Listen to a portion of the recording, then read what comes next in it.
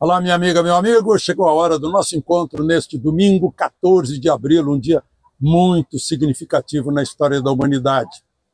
Num dia como hoje, foi atacado o lugar do mundo em que nasceram três religiões monoteístas: judaísmo, cristianismo e islamismo, nesta ordem. Por isso eu estou aqui na sede da Igreja Católica, na Praça de São Pedro, para falar sobre esse 14 de abril no mundo.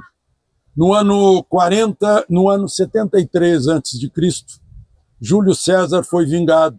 As tropas de Marco Antônio cercaram as tropas de Brutus. No ano 43 depois de Cristo, os romanos cercaram os judeus na fortaleza de Massada e eles se jogaram do despenhadeiro para não serem convertidos em escravos. Preferiram a morte a perder a liberdade. Um defensor da liberdade, no 14 de abril de 1865, foi assassinado, Abraham Lincoln, mas a liberdade não morreu com ele. A liberdade só se fortaleceu. E no 14 de abril de 1912, Titanic achou que era muito poderoso, mas encontrou um iceberg pela frente. Muitas histórias significativas para a humanidade num dia como hoje. Me acompanhe no noticiário de hoje. Não esqueça de se inscrever e ao final de deixar o gostei ou não gostei.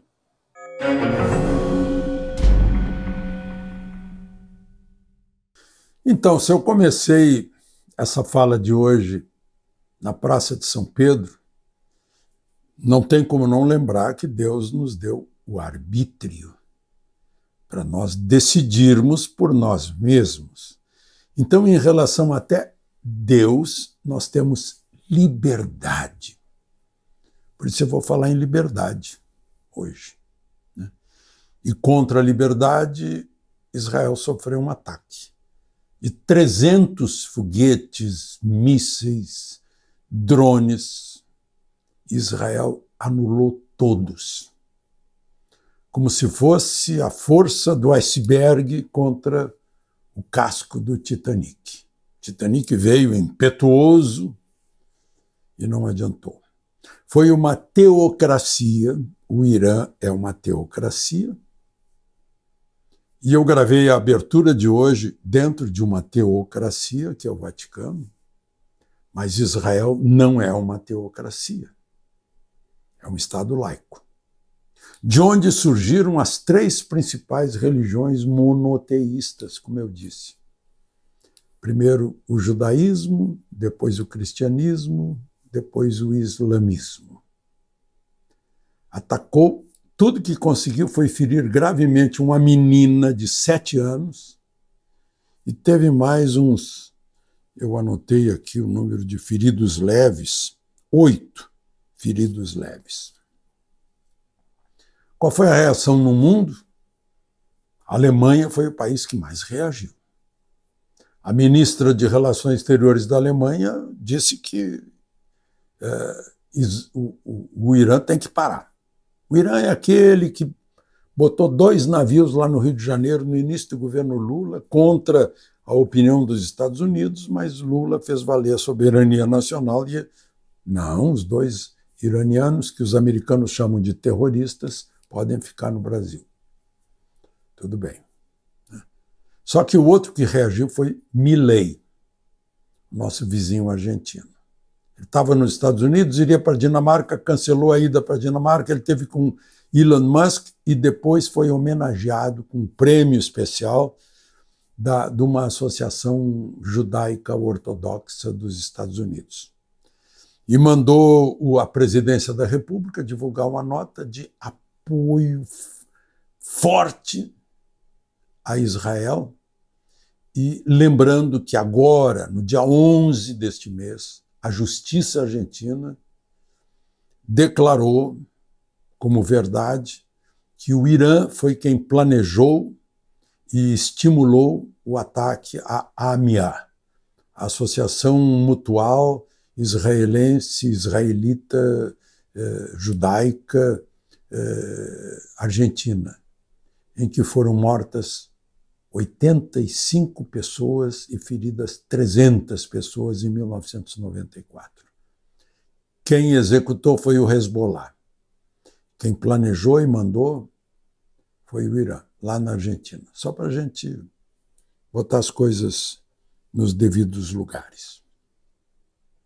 Aí Biden pediu uma reunião do grupo dos 7. Quem são os 7? Estados Unidos, Itália, aqui, Itália. Quem está presidindo? Giorgia Meloni, aqui da Itália. Alemanha, França, Canadá, Japão, Reino Unido.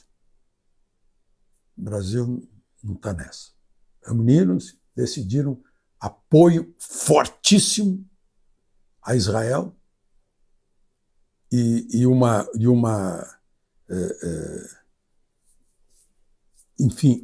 moção muito grave contra o Irã e pedindo que ninguém vá para uma escalada que levante uma guerra na região. E o Biden disse que a segurança de Israel é responsabilidade do grupo dos 7. Inclusive aqui da Itália, da Aeronáutica Militar Italiana. Bom, vamos em frente. Falando em liberdade, Marco Antônio Melo, o ministro aposentado, já foi presidente da Justiça Eleitoral, do Supremo, está aposentado agora, ele falou muito em liberdade numa entrevista do Diário do Poder, que foi divulgada agora pelo canal Oeste.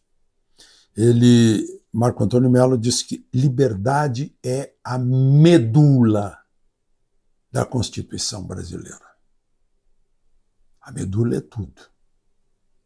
Se cortar a medula, o corpo não se movimenta mais. Acaba. A medula é a liberdade.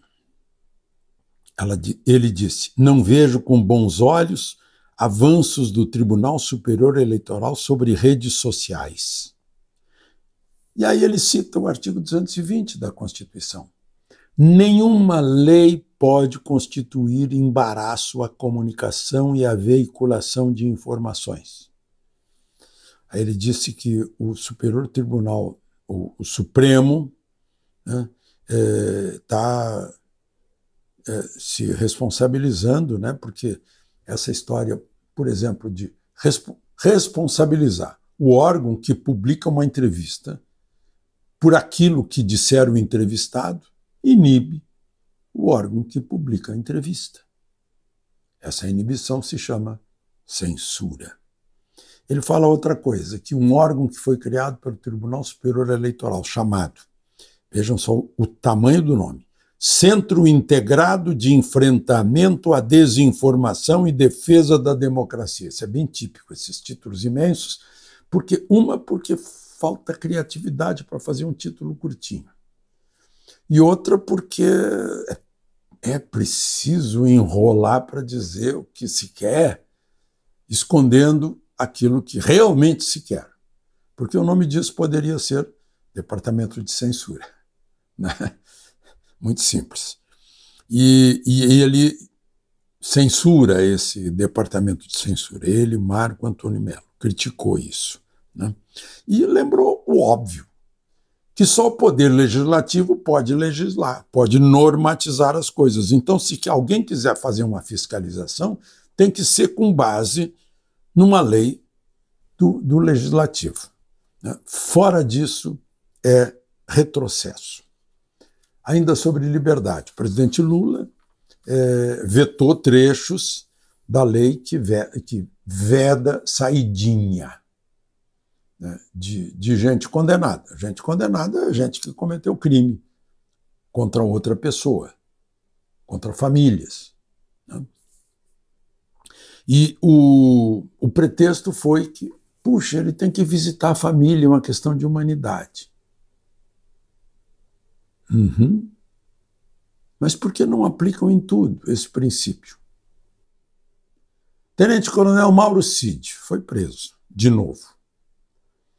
Ele estava conversando por telefone com alguém, e esse alguém pegou a ligação, gravou e divulgou na Veja. Aí ele foi preso de novo por causa disso, por ter falado no telefone. E ter se queixado que queriam obrigá-lo a dizer aquilo que ele não sabia, não tinha como dizer. Aí o ministro Alexandre de Moraes, juiz, disse que ele não pode se comunicar com ninguém preso, nem visitá-lo, a não ser a mulher dele e a filha de 18 anos. Esqueceu que tem mais duas filhas mais jovens, de 7 e 14 anos. Mas se pode a mais velha, que é que tem mais, digamos, vivência, obviamente podem as mais novas. E podiam, até semana passada. De repente o Exército interpretou que não está citada a menina de 7 anos, nem a adolescente de 14, então não podem. Ele só pode ver uma filha, não pode ver duas. Que estranho isso. Eu fico me perguntando o que Duque de Caxias pensaria disso. Villagrán Cabrita, Osório, Vilas Boas, Castelo Branco, o Malé, o que pensaria disso? O meu patrono Sampaio, o que pensaria disso? Ficou para trás um ferido e deixa o ferido lá, não pode ver as filhas. Que triste, né? Que triste. Dói. Dói. Por quê? Liberdade. Tiradentes morreu e ficou liberdade, ainda que tardia. De Roma, onde se escreve nos tribunais gratia et justitia. A justiça existe junto com a graça. A graça que o presidente Bolsonaro, de acordo com a Constituição, deu a um preso, Daniel Silveira, e a justiça cancelou. Brasil. Eu estou aqui na terra do direito romano, o berço do direito. Liberdade, ainda que tardia. De Roma, Alexandre Garcia.